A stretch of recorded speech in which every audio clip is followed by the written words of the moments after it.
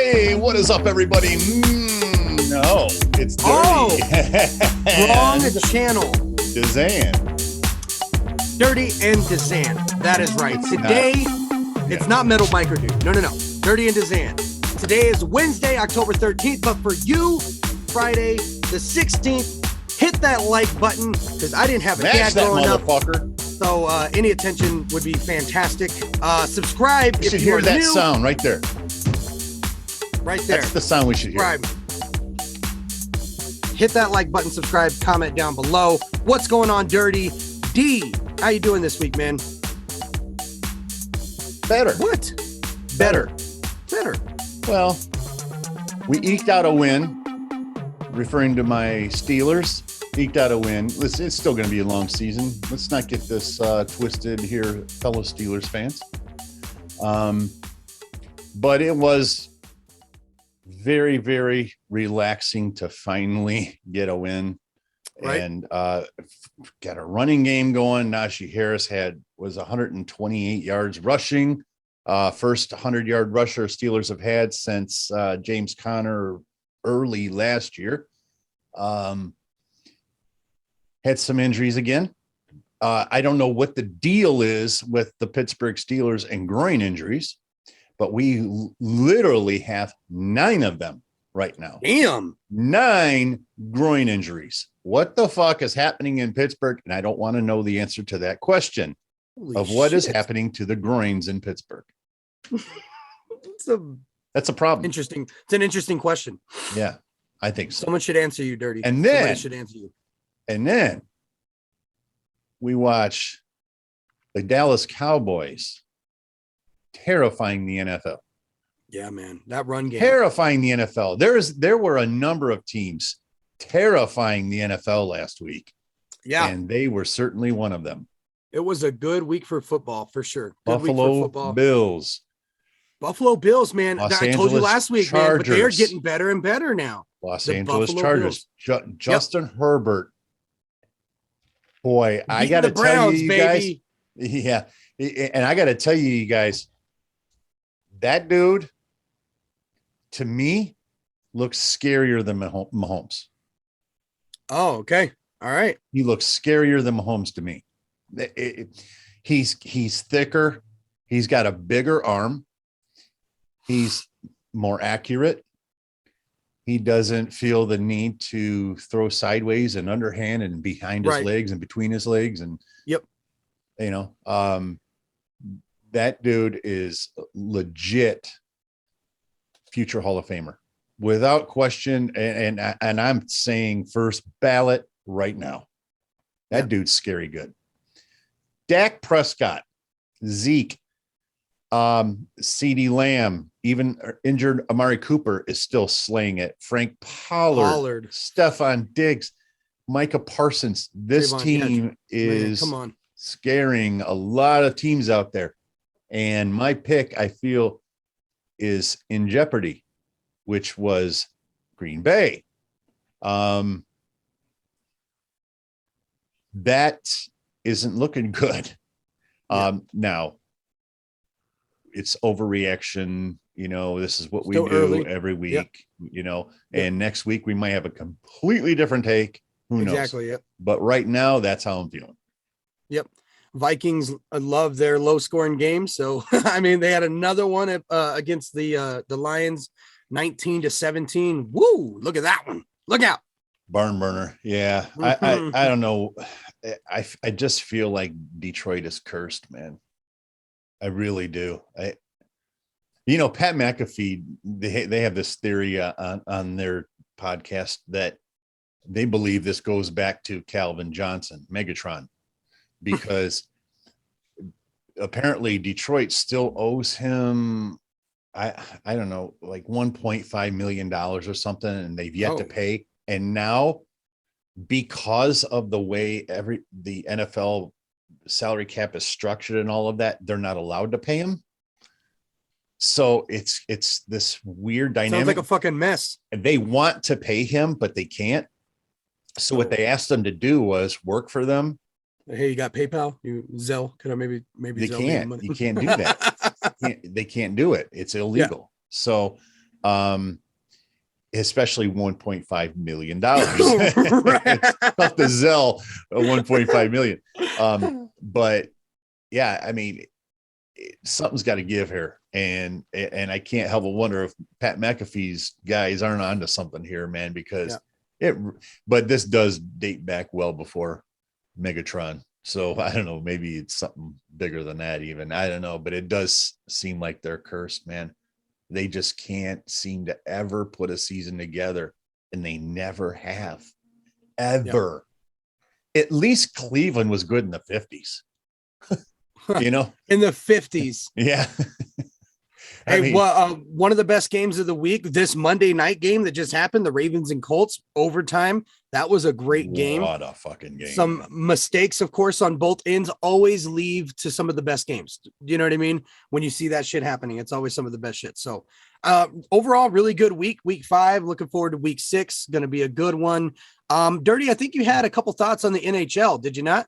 Before I get into that, oh no, I'm going in on the NHL here. So, but I just lost my train of thought. I do that to you. I'm sorry. You're going to say something about football. Go football. Yeah. Anyway, I don't remember what that was. Oh, yes. There it's back. Dirty hit a 5-leg parlay. Yes. Okay. Leg parlay. Tell us. I'm embarrassed. Why? Was it something that you totally thought you weren't going to have a shot on? No, actually hit? I'm embarrassed at the amount I bet.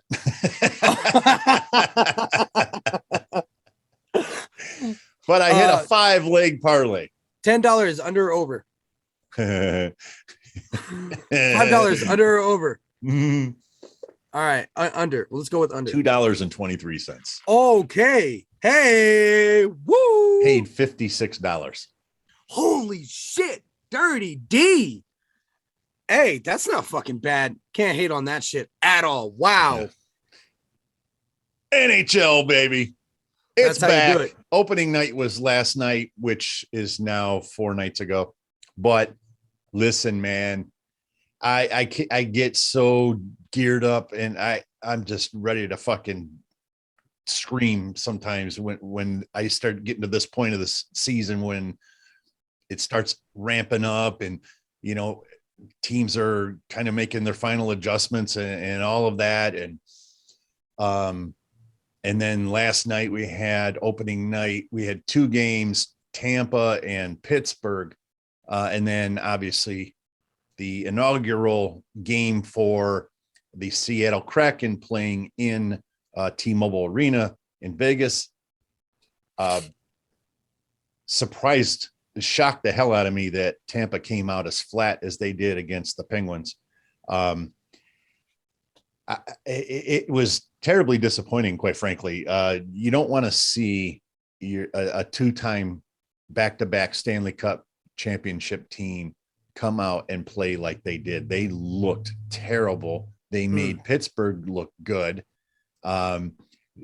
Anybody that's watching this, don't get that twisted. That was much more about the way Tampa played versus the way Pittsburgh played.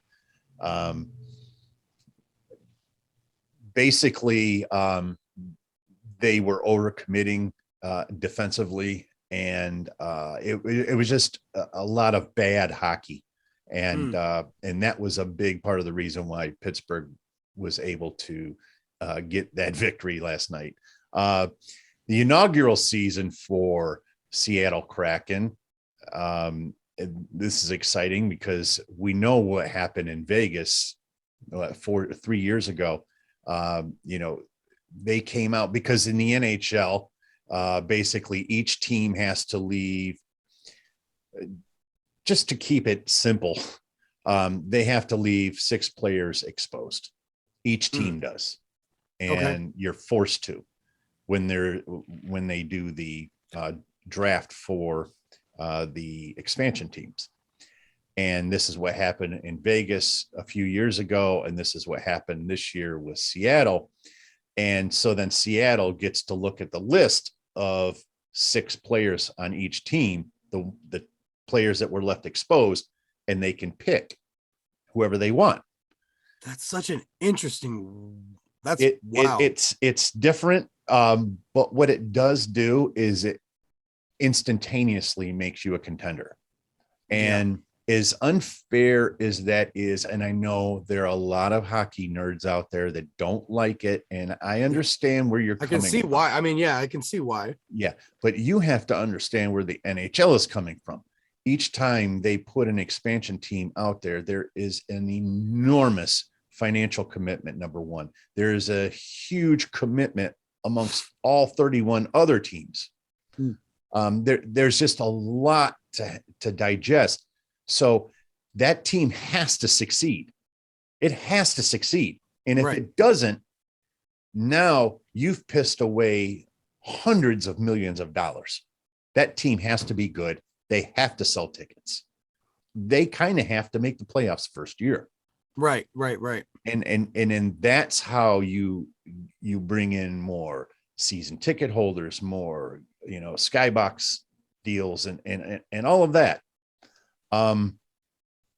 So it is much. And I've heard a lot of complaining today on Twitter and Instagram and everywhere else from all of the hockey nerds out there in regards to the coverage by ESPN. I thought ESPN did a phenomenal job. I thought they did a great job.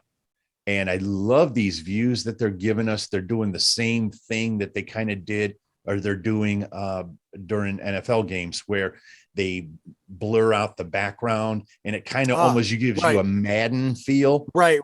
Yeah. Kind of a Madden vibe. And they were doing that last night during the games. I thought it just looked fantastic. They did good with the Fury Wilder pay-per-view event as well. We're talking about hockey here. I don't know what the hell that was. But I'm not going to let you get away with that. Sorry. But I totally overstepped. Yeah, we don't step on hockey. All right, calm it down. Calm it down. So they really have to get a strong relationship between fan and team and other teams, and there's just a lot that goes in on that stuff. So quit complaining about that, and quit complaining about ESPN's coverage, and quit complaining about this is the problem with hockey fans is they're a lot like MMA fans. They like being exclusive. They don't want other fans. They don't want other people watching for whatever reason, stupid reason that is, whatever kind of logic that is. They like it being exclusive. And I don't mean exclusive as in the has versus the have not. It's not like that. Matter of fact, I will tell you that I played the game for a number of years, and a good portion of hockey players are not very well off. So that's it. That's not at all what I'm saying. What I'm saying is that they have this pompous attitude because they're fans of hockey and you're not, that kind of thing. And it's just not healthy, and it's not going to grow the brand. And the fact is that the NFL is successful because they were able to navigate through all of those things. And NHL fans are going to have to figure that out and learn to accept the fact that we need more eyes on it. The more eyes that are on hockey. And I got to say, I saw some numbers already. They read an article. ESPN slated last night during hockey. The biggest numbers ever. Oh, so, shit. Yeah. Well, something to consider. Are they doing more? That's what I'm saying, though. That goes to show you what I'm talking about. And to these pompous fans that don't want that. Right. I don't know what you're thinking. I don't know what your thought is on that. I never understood that. And I remember MMA, UFC used to be like that, way worse than it is now. And I can't help but wonder if ESPN didn't help break down that barrier. And I hate defending ESPN because I've got my own issues with ESPN, but in regards to what they did last night and what looks to be the future, at least in the short term. I thought they absolutely did a phenomenal job.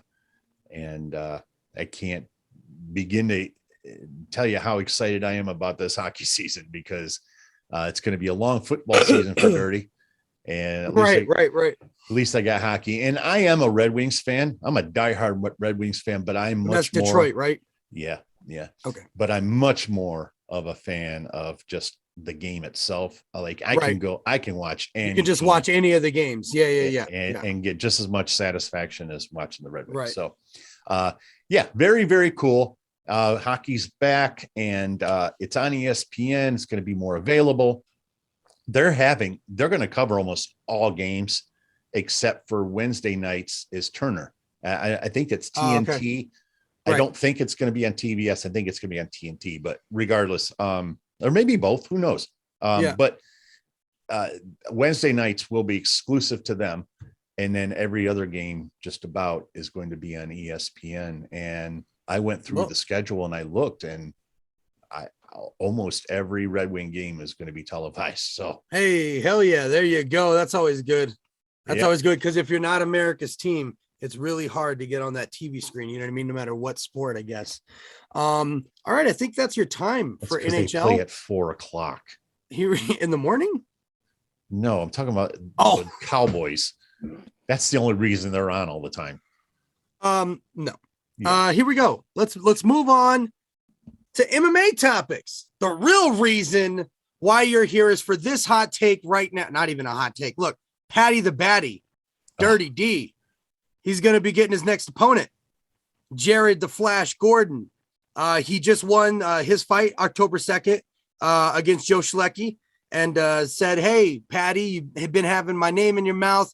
Let's do this. I mean, it works out for both of them. It's a great fight for Jared to get a name like Patty, and it's a great fight for Patty to knock this one out and move on to the next. So it's good for both. The name of Patty and the experience. He's already of Gordon, got him winning. Right? I mean, look, Gordon's 9 UFC fights in. So it's great experience to fight somebody like that, no matter what. So I love the matchup. I'm happy about that one. I'm really happy about that. No, that's going to be a fun fight. Anytime Patty fights, it's fun, man. Yeah, that was scary. That first fight, man, that was fucking scary, bro. I was like, oh my God.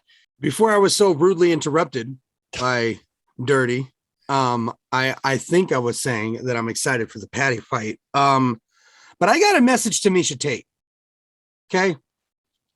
Shut the fuck up. Oh, that's it. Nobody asked for your hot take. Nobody asked for your opinions. You're kind of a piece of shit. She's talking about Aspen Ladd and all this other shit, saying that she cheated on the weight, trying to say that only reason why she wasn't lifting her hands up is because she was holding on to the curtain, and that she twisted her legs to try and make the thing off weight.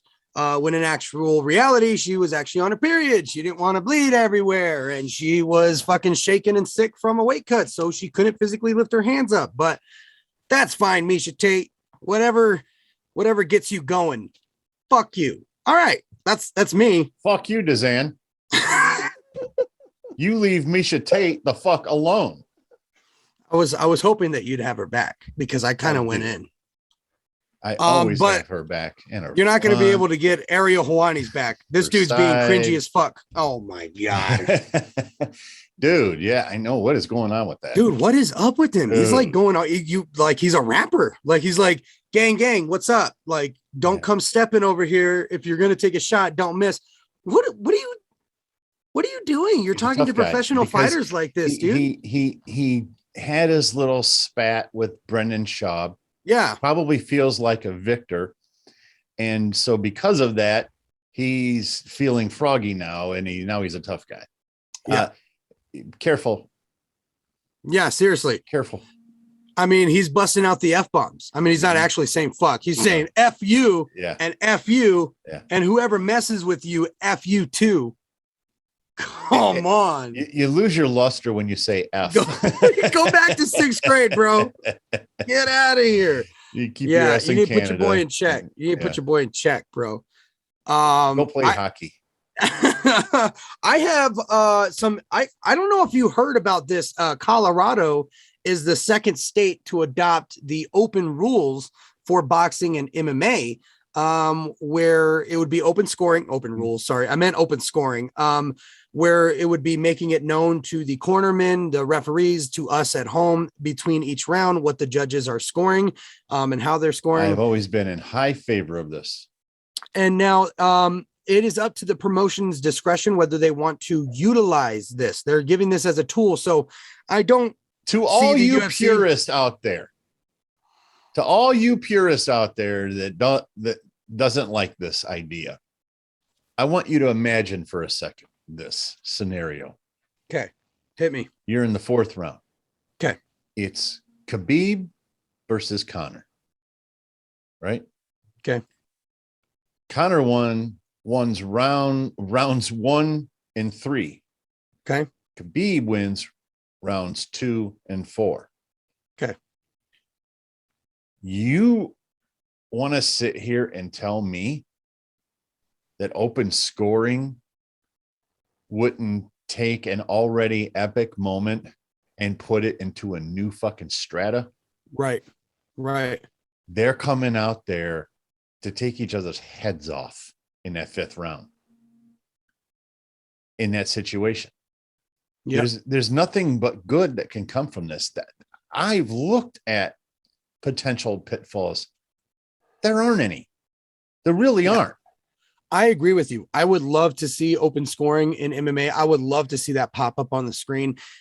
The fact that they make it an option now, Colorado and Kansas are the only 2 states. So with them just making it an option, I don't see the UFC utilizing this unless it's more widely adopted. But I approve. I fully approve. I think this would be fantastic. Even if they were to try it out in a Denver card or, if they were to just test it out, let's see. But I don't see it. I don't see it. Maybe on one-off fight night. I don't know.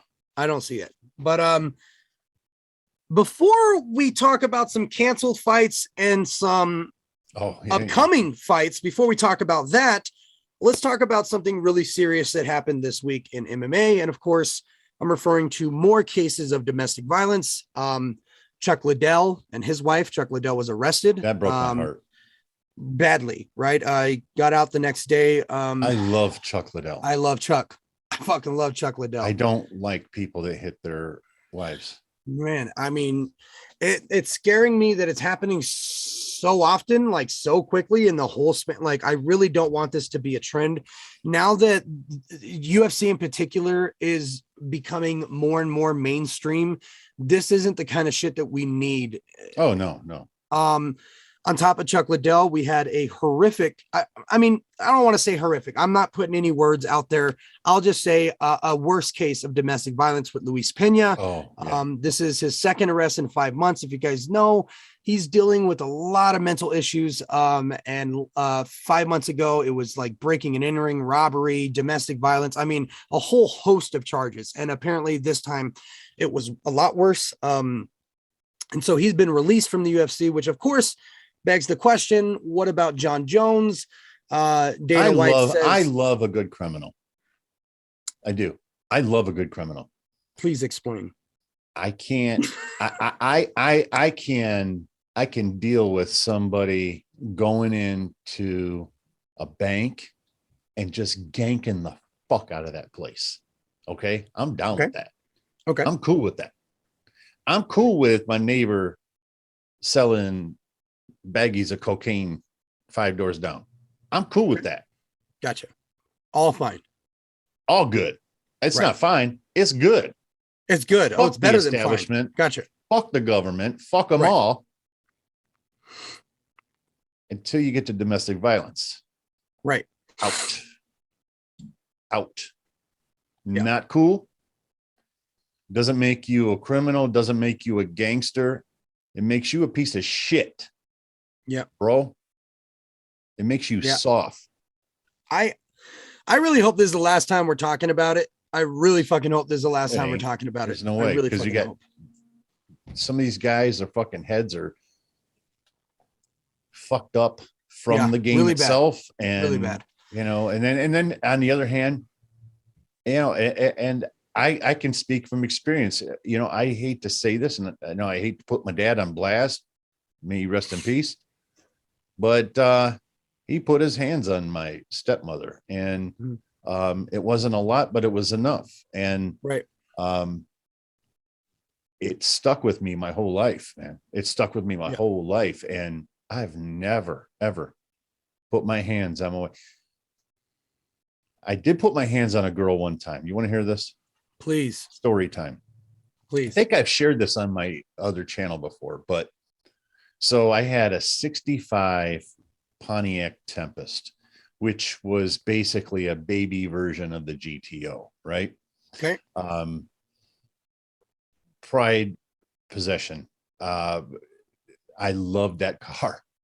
And long story short, basically this chick fucked up and I threw her out and I kicked her out of the house, and it was like 3 a.m. But if I went into why, you'd understand it.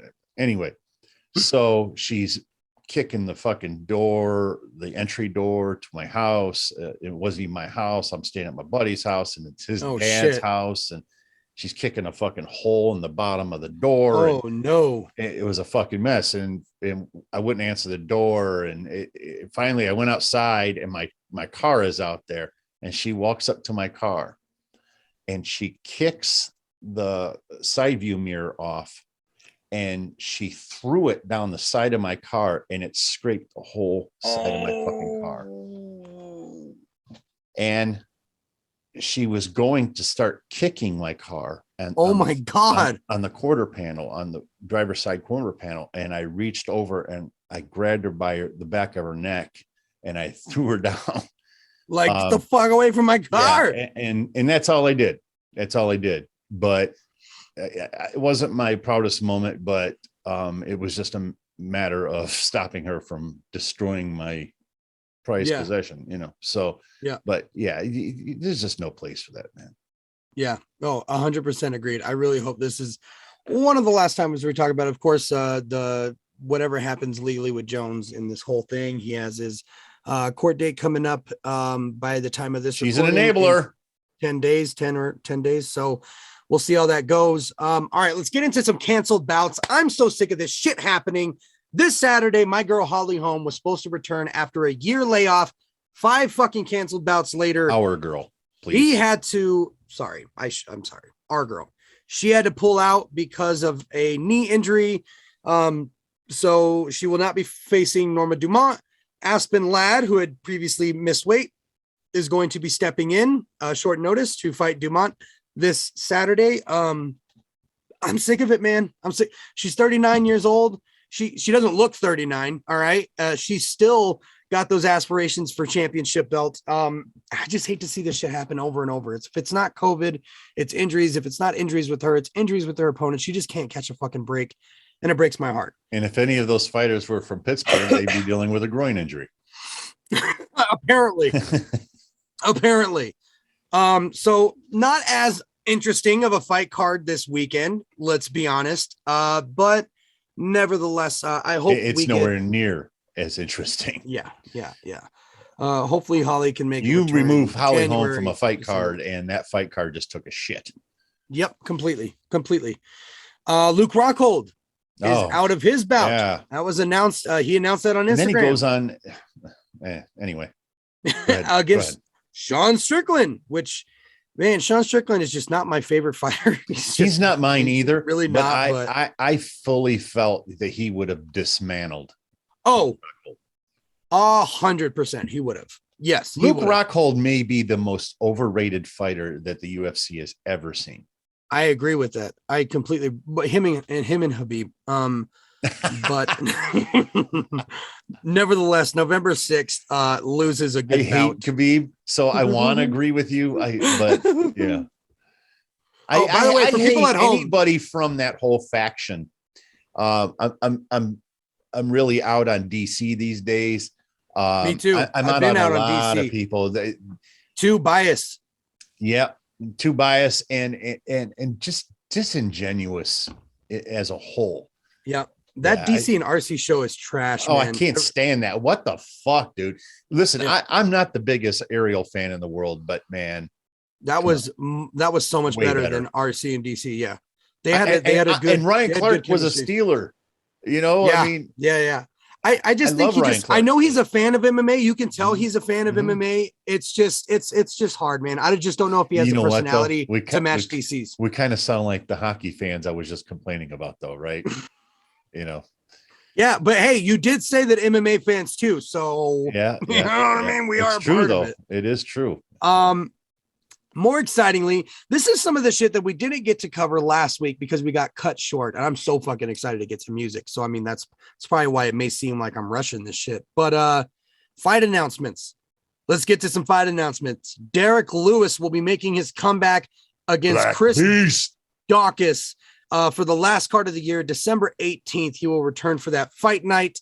That's going to be one hell of a fight. Yeah, that's one hell of a fight. Again, this is a great fight for Daukaus, right? For the name of fucking Derek Lewis. Hello.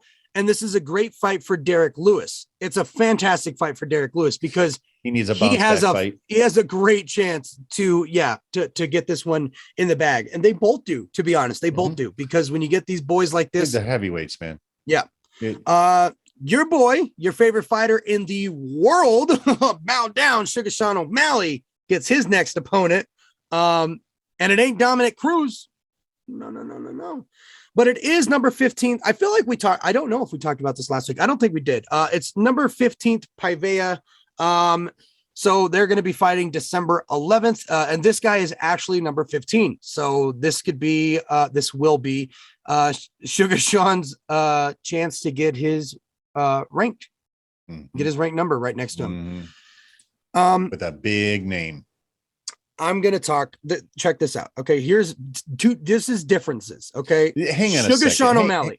Okay. Listen, man, this is fucking bullshit, man. I am so sick. We talked about this the last fucking time, DZAN. We talked about this the last fucking time. I don't want to fucking see Sugar Sean O'Malley fight somebody. I don't know who the fuck they are. Yeah. I'm tired of it, man. Quit fucking doing that shit. Yeah. Put him up against somebody or tell him to shut the fuck up. It's really that fucking simple. Yeah. Yeah. They're really cherry picking these people for Sugar. I mean, it's evident. Like, think about how quick you move up the rankings. Okay. If you are Sugar Sean, you're taking the easiest route to get to the number one spot, which is also the slowest route. Look at Islam Makhachev. When you got real talent, you are taking the quickest spot to the number one spot by facing the hardest opponents right out the gate. There are different ways to go about this in this business, and it lets you know who is separated between the real fighters and more so the fame boys. Okay. Let me say this. You can never achieve greatness unless you dare to be great. Yes. Great. Fighting your 6th or 7th fight, fighting your first ranked opponent, that's not daring to be great. That's padding your skills. That's I think this is what his 5th. Is this his 5th UFC fight? And you're fighting your first ranked opponent and you have this big of a name. It makes sense for every other fighter that has came off the Contender Series that has just gotten a contract the regular way and is trying to work their way up the ranks, right? It works for people like that, for the Jared Flash Gordons of the world, if you will, right? Those fighters that are just naturally fighting through the ranks to get themselves closer to that belt. When you have a name like Khamzat Chimaev, Sugar Sean O'Malley, Islam Makhachev, those names that are like, these are the new hot prospects. If you're really great and can live up to it, go down the route that Islam's doing, but you're not. You're playing the game like you are that no-name fighter, but you have a really good name behind you. So, you're really lacking in the skills department at that point. That was the fight announcements there. UFC 269, December 11th, with Sugar Sean on that card, but also we have Dustin Poirier versus Charles Oliveira, and then Amanda Nunes versus Juliana Pena.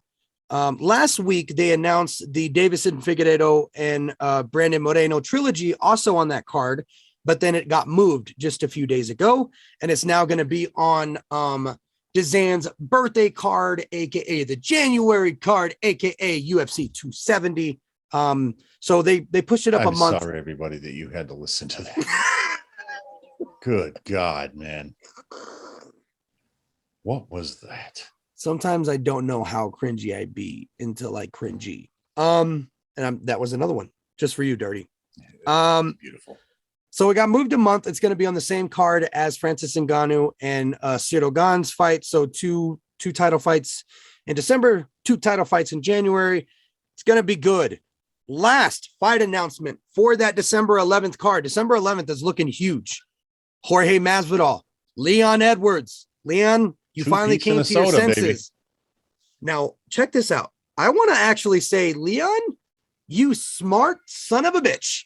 He played this really well. Nah, I don't want to fight that guy. I don't need that fucking guy. I don't want that fight. Well, after the assignment, after it was finally signed, guess who's now? No. Don't stop me. Don't stop me. Listen to me. Let me finish. Let me finish. Let me finish. When they finally announced that the bout was finally signed, 2 reactions. One was from Jorge showing the video of him giving Leon a 2-piece and soda, and the reaction from Leon simply said, millionaire. And that is why you hold out for the fight, because you turned from a $350,000 fight into $1 million fight. Oh, my Great job, dude. Leon Edwards. That's DZAN's hot take. His thing. You think that he took 3 years to take this fight, and it paid off. You think it was over 700,000? Yeah, it paid off today. Come on, dude. Yeah, come on. Yes. He lost that much. No, Dirty. 100%. He was never seen. 100% he lost that much. 100% he lost that much in 3 years. Have you lost your mind, man? First of all, he absolutely lost that much. Second of all, he still has to fight Masvidal. Mm-hmm. Okay. If he beats Masvidal, which he probably will, he's going to. If he beats Masvidal, it's a title. He's getting the belt shot. Exactly. So where do you think he's gaining this money?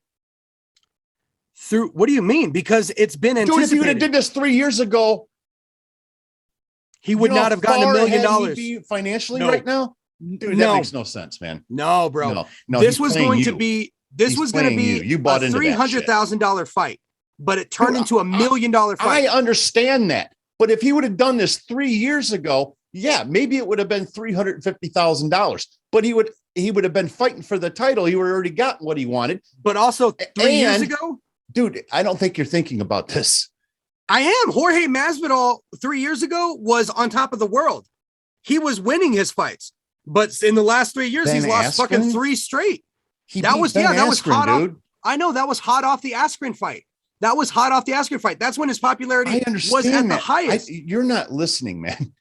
What I'm saying to you is he could have taken that fight 3 years ago at 350,000, and I guarantee he could have got more than that. Second of all, even if not, let's say he got $350,000. Okay, he would have got an immediate title shot. That's where his bank is coming from. That's a pay-per-view fight. You're talking millions, not a $1 million contract. Dude. Jorge wasn't fighting for the belt 3 years ago, Dirty. Man. Dude, no, you're talking about he's pissed away millions. I don't think so. Dude, you bought. I don't think so. We it. agree to disagree on this one, as always. But you're wrong. Leon, great job, sir. And you're going to get a well-deserved victory on December 11th. Because Jorge is only going down from here. All right, let's move on to music. When you watch this back, I think you'll see. Oh yeah, I'm gonna be like, oh my god, he's so wrong. I can't wait to clip this. All right, music topics. Hey, by the way, speaking of which, DZAN has been absolutely slaying it. I got to give you some props on the that's not a good one. That was a funny videos, one. Man. Yeah, that was a good one. You guys aren't following Dirty and DZAN, both Twitter and Instagram, but he put some videos. from last week. Dirty was on one last week, ladies and gentlemen. He was just on a fucking Connor shit show last week, and I had to. I just love fucking with the DZAN. I love it. I love it. It was fantastic. It was so funny. Because I know that you need somebody to battle this nonsense, and I'm here for that. And I mean, they love watching it too. They love watching it too. It's always on TV. All right, guys. First thing in music.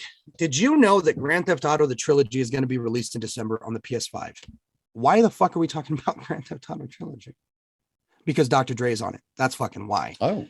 Because Dr. Dre, he's working. Look, it all made sense. Now, all those pictures that we've seen all year of Dr. Dre in the studio putting in work makes so much sense. He's working on new music for the game. He's working on new projects. Hello. He's got the halftime show, which is the next fucking thing we're going to be talking about. Super Bowl. How fucking sick. Fucking Super Bowl. We got Dr. Dre, Eminem, Snoop Dogg, Kendrick Lamar. Are you fucking kidding me? Listen, man. If all of my favorite heavy metal bands were alive, and they're not, but if they were, this would be like the equivalent of that in hip hop. No shit. I mean, no the only people it's missing is Pac and Biggie. Yeah. I mean, yeah. No, yeah. No shit. This is amazing, man. This is huge. It is missing Nas, but I want you guys to think about this, okay? New music is coming from all of these artists, okay? We almost got pretty much confirmed that Dr. Dre has new music coming. It's already almost been confirmed that Kendrick Lamar has new music coming.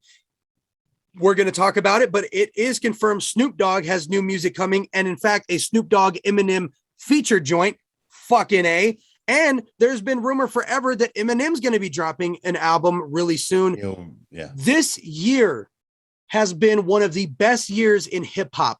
And I think we only have the pandemic to thank. Let me finish. 100%. Let me finish. Yeah. When everybody was stuck at home, these beautiful, genius, creative minds had nothing else to do but make fucking music. And boy, did they, and are ready to release it. This year has been so incredible. So many different artists finally came out. This is a thing that is going to pay dividends for decades. Listen, you guys, I have a very, very good friend that works at Sweetwater Music, and he gives me a lot of information.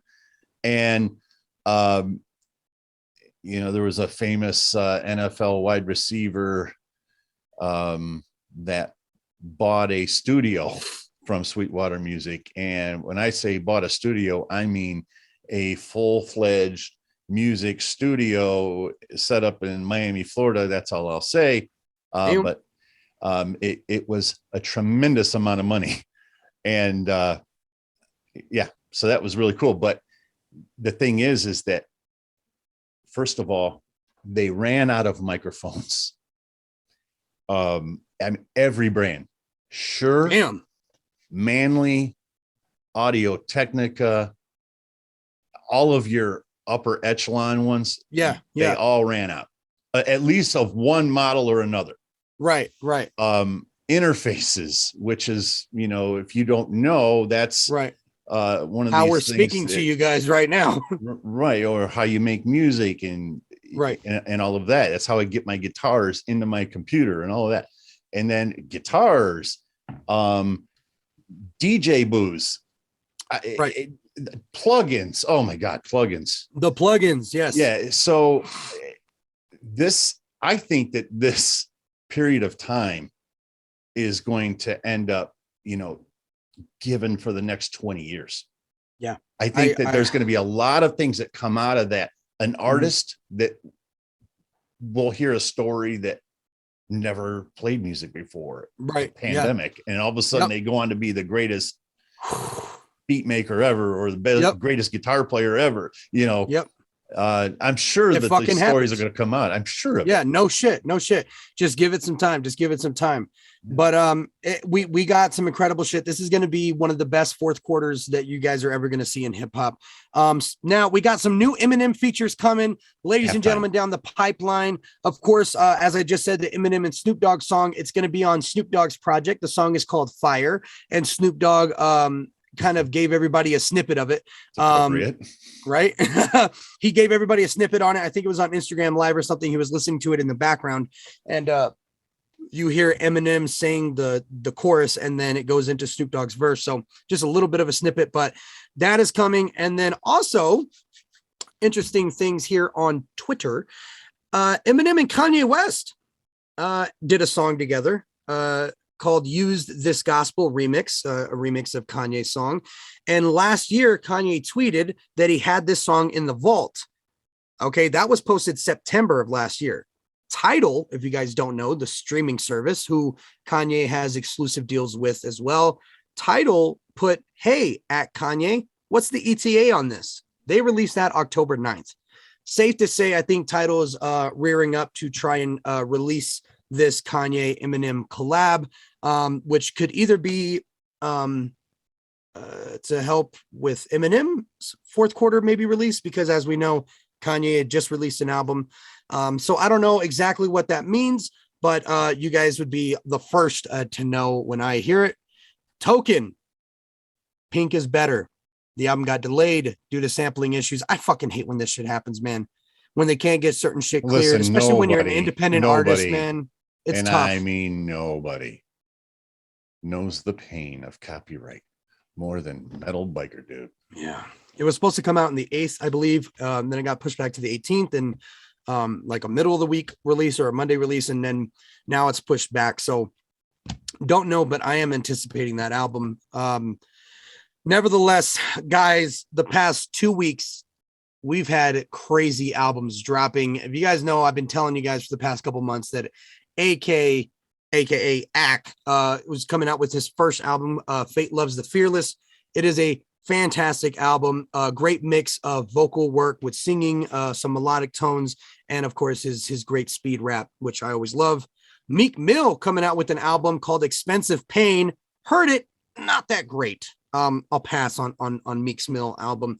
Lil Wayne and Rich the Kid coming out with an album called Trust Fund Baby. I bumped that for all of 4 hours and turned that off. It was okay. There was a couple songs that I really like, but it was kind of redundant. Yeah. They came out with an album last week called Trust Fund Baby. It was more like a mixtape. Sounds like a mixtape. Lil Wayne and Rich the Kid. Yeah. It sounds like a mixtape, but I think it was an album. But it's a joint album. It's a collaboration album with the two rappers. Kind of like how Future and Drake Funeral just came out like 6 months ago. The pandemic. Before the pandemic, Wayne was making music like fucking crazy. Yeah, but they were mixtapes. Right. This kind of sounds like a mixtape. All the songs are like sub 3 minutes. There's only a couple that are maybe a little bit above that. They do sound really kind of raw. Not a whole lot of production put behind it, but that's to be expected in some of Wayne's work. I mean, the Carters just because of how phenomenal. quick he writes, and exactly right. When you get album Wayne, it's a different beast than mixtape or EP, Wayne. It's most people I think prefer mixtape Lil Wayne. They do. I prefer album Wayne always because the man is one of the best writers, and he has, whenever he's telling a story, I love when they're talking their shit. I love when Eminem dips into a Slim Shady. I love that stuff, but nothing hits me more than when he has Marshall Mathers on a microphone. Nothing hits me more than when Lil Wayne is Wayne on a microphone. You know what I mean? That's the best. And then of course we had the best album to come out. Turntables and a microphone. Sorry. Oh no, that was great tone. Keep it going. Keep it going. Tech 9. Tech 9. New album, Asinine.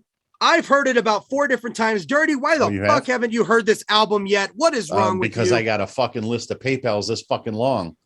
Well, that is fucking ridiculous. Michael, get on it. What are you doing? He needs to listen to Asinine. He's got another one coming, I think. Oh, really? Soon here, but I don't know. Listen, this album wait was a minute. Fucking great. Wait a minute. Actually, that adds up. Does it? Yeah. Something tells me Dirty might be. I don't know. I don't know. Please don't put that in maybe. my. Yeah. Yeah, maybe. All right, listen, guys. This was a fantastic album. I can't say anything about it because you guys know how I like to roll. Dirty needs to hear this shit first, but I will just say fantastic album. Although I'm gonna have to ruin something for you, but let's go to the singles of the week. Okay, Eminem, Skylar Grey, Polo G, Mozzie for the movie Venom 2. They came out with a song called Last One Standing, hit the Billboard's Hot 100, of course, top 10. Great fucking song. Everybody killed it. Polo G slayed that fucking track. Mozzie is a really underrated rapper, but man, Polo G killed that first verse. I was thoroughly impressed throughout the entire song. I always love when big rappers like this give the shine to those lesser known rappers and new rappers in the game, and really just Tech Nine calls it giving them the ups, and that's giving them the ups in that way that you're giving them that spot to shine. And it's fucking fantastic. Really, really awesome. That is a great song. Off of Tech Nine's new album, I got to highlight one song called Face Off featuring Joey Cool, King ISO, and Dwayne The Rock Johnson making his rap appearance. And there's a music video visual, Dirty, you have to watch. It's called Face Off.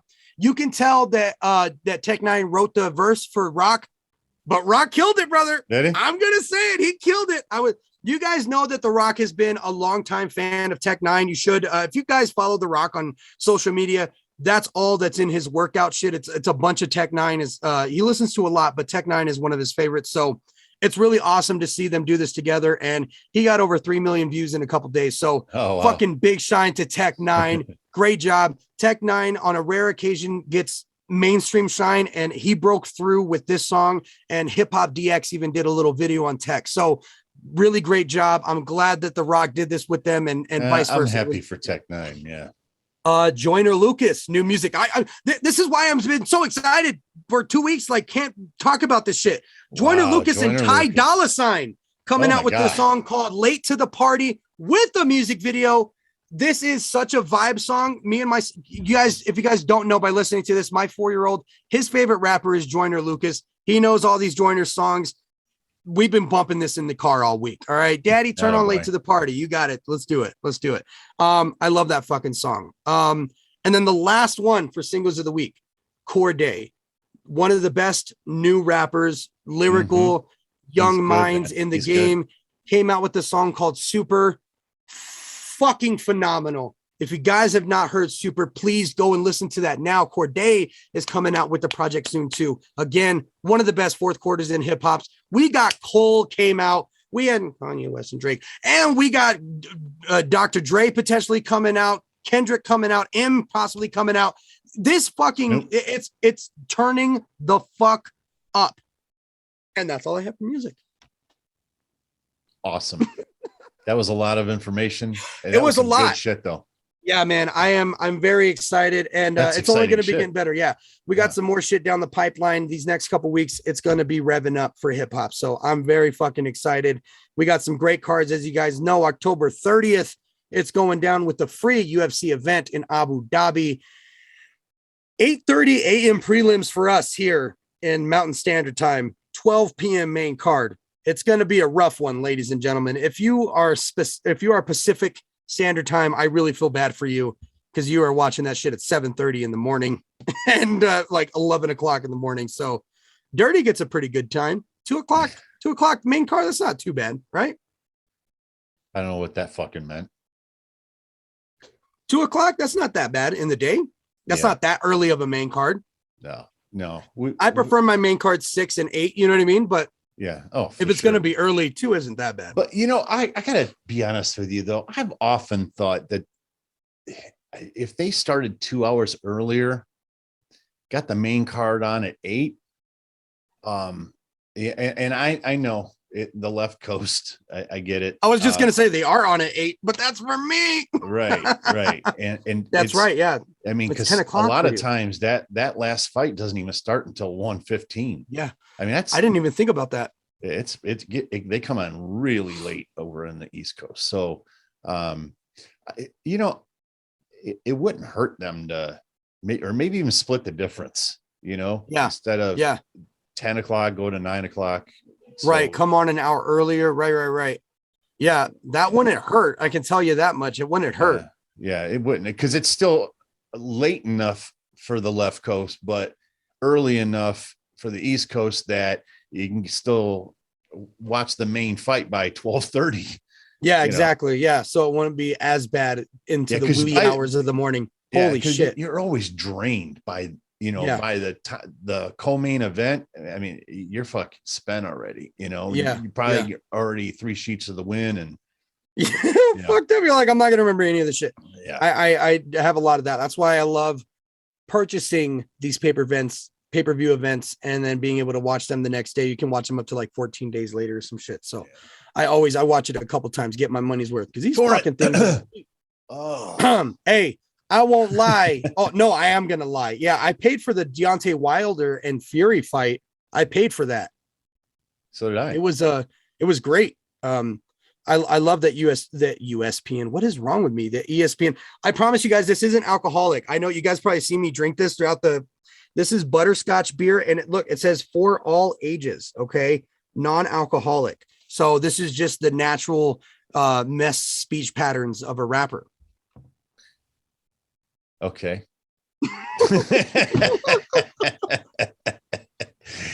Because I gotta be honest with you. I'm not sure I buy into that, but okay. That's a lot, isn't it? Yeah, it's a lot of. Maybe that rapper is just not bright. Maybe not. Yeah, I don't know. Who knows? All right. Listen, ladies and gentlemen. Okay, hold on. Next week, people, we will come at you with our top 10 male flyweights. We're gonna do our best to do that. Yeah, it might be supposed to be this week. You know what? Yeah, I might take that back. It might be the following week because DZAN's editing that one. All right, so it might be a little while. Speaking of DZAN edits, I want you guys to know I am working on Aftermath Part 2.